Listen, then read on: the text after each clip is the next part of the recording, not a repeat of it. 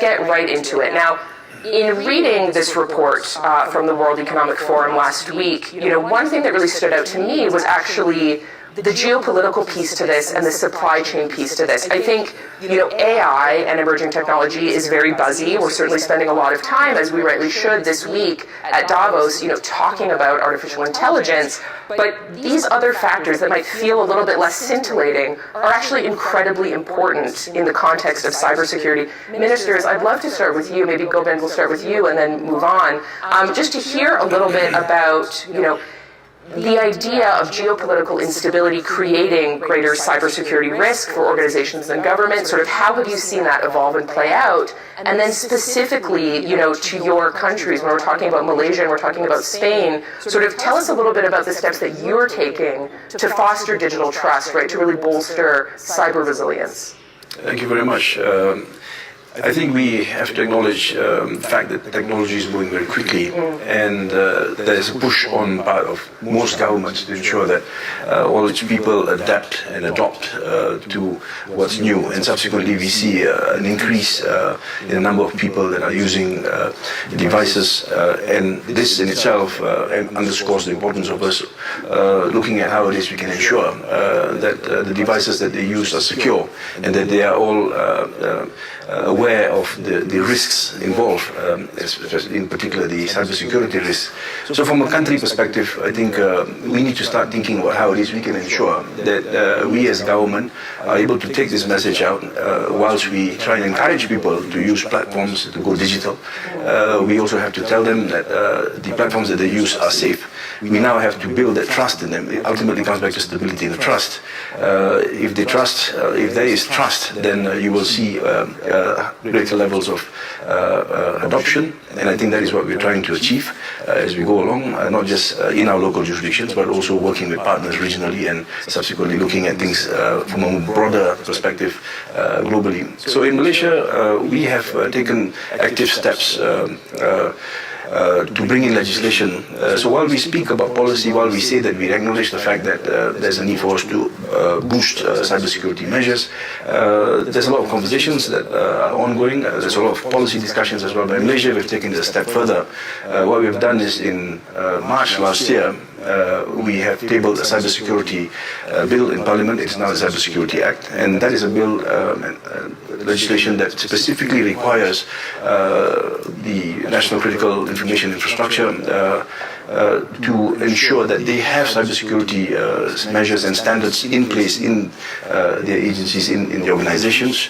And if they don't, then there are repercussions to that. If there are standards that they are supposed to comply with and they haven't, then of course there are consequences that follow. In addition to that, we've also looked at how we can define what cybersecurity experts really are, because today the conversation on cybersecurity is very large, and there are many that claim to be cybersecurity experts, and I think fair enough, they probably are. But from a government perspective, I think there's a need for us to see how we can ensure that we set those basic standards, and those standards are met before we can, can accept, accreditize them as being cybersecurity experts. So that's at the NCII level. Subsequently, we've also gone to look at how we can bolster laws that strengthen data protection. So in Malaysia, we have data protection laws. In July last year, we amended these laws to make the system more secure. Now, for example, we have provisions which require notice to be given when there are breaches, and then of course certain steps that need to be taken. And of course I think that underscores again the emphasis placed by the government on how we can ensure that whilst we want to build trust, we want to encourage people to use platforms, we can also say to them that look, there are laws in place that makes certain that the data that you place on these platforms are safe. And of course we can also increase penalties, so we want to show that we are also firm in the event that there are data breaches, then action has to be taken, and I think that's something that needs to be done if we are to show that we are serious in how it is we deal with cybersecurity. In December last year, we did something I think a bit novel. We, for the first time, introduced data sharing legislation. And with data sharing, I'm sure all of you will appreciate this entire process by which there's a request for data, subsequently how it's managed, and subsequently if that request is allowed, then there's a process that has to be followed for that flow of that data sharing mechanism. In that process as well, there was a need for us to look at how this we can ensure that there's security. So that legislation also looks at that. So it is important in this context to understand that the government of Malaysia has moved ahead very aggressively, showing that there are conversations, there are policy considerations, but we haven't stopped there. We've gone further. We've actually taken steps to legislate. And now, of course, it's a question of us executing and moving along and trying to build an ecosystem where we can actually build trust. And I think that's something that is important, because when we speak about cybersecurity, particularly in Malaysia, we look at it also from an ASEAN perspective. In Malaysia this year, we chair ASEAN, and we are trying to push ahead with building mechanisms by which we can actually secure cybersecurity regionally as well. So, to me, if we're going to speak about cybersecurity at a regional level, perhaps even at a global level, we need to first show that we ourselves at local jurisdiction have taken steps to put our house in order, and then from there we can build on that conversation and ask others to come along. And I think it's a learning process, because we look at countries around us in ASEAN, they too have legislation in place, mechanisms that work, and we actually can learn from them. So ASEAN, recall, becomes a very important feature, particularly in this year. So in that context, I think looking at how these things are developing, and as you said earlier in the question, in your opening, you look at how this geopolitically, there are concerns globally. But I think subsequently, this is an area where all of us must think about how it is we can succeed together. Because cyber threats are threats that stretch across boundaries. We are going to ask our people and encourage our people to use platforms that don't just deal with transactions inter-jurisdiction. It's something that goes beyond jurisdiction and perhaps will even expand globally.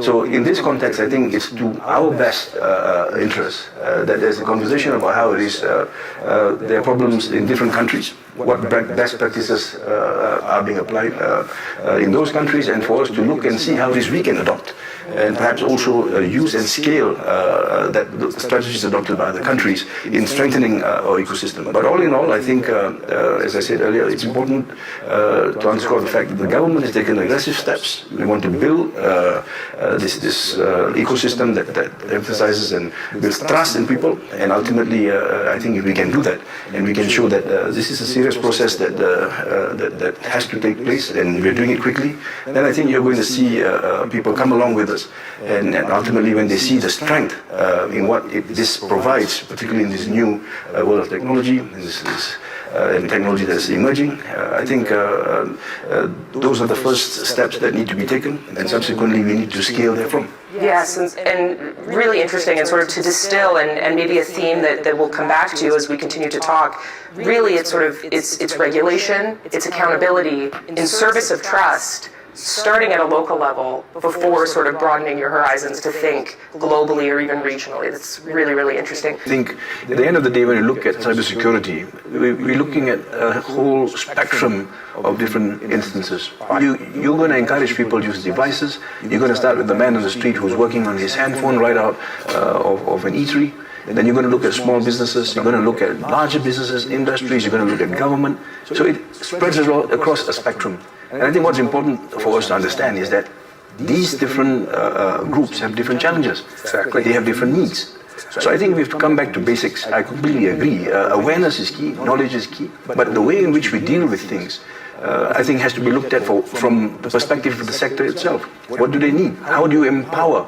How do you make sure that everyone invests in cybersecurity? And this is where, if I may just take it to where the discussion was earlier. When we speak about regulation, for example, in Malaysia, what we're trying to do is we're trying to empower government to make regulations in areas that are necessary, so that we can ensure that cybersecurity is a key focus of those areas. Now, in addition to that, we also set up different groups of people. For example, we have the National AI Office. We also have a Cybersecurity Academy. And we also have what we propose to launch in June this year, the Data Safety and Trust Commission. Because ultimately what we want to do is we want to get all these different sectors to come forward, tell us exactly what they think we should be doing. I think that interaction and collaboration is very, very important. So we understand their needs. So we have organizations that takes into consideration what is what they need, what is required to be done to ensure that we are secure. At the same time, the government also has the mechanism by which we can make it happen. And you know, when we speak about, I like this example about how it is, you know, when there's a war, there's a sense of urgency. I mean, not very long ago, all of us looked at this screen in one afternoon, and it was just blue screens in front of us. None of us knew exactly what was going on. We didn't know whether it was a cybersecurity attack, whether it was just a technical glitch. Point is, at that point in time, things came to a standstill. We didn't know where to look to for answers. We didn't know what was going to happen next. But the next day we were told that it was a glitch, it was all was okay. Everybody expressed how important it was for us to ensure that we had systems that were secure. But today, it can happen right now again. The question is, are we ready? So I think from a government perspective, we have the responsibility to take the lead. We have the responsibility to create structures within government that allows us to act quickly in the event something happens, or also to look at policies to formulate ways in which these different sectors can actually succeed.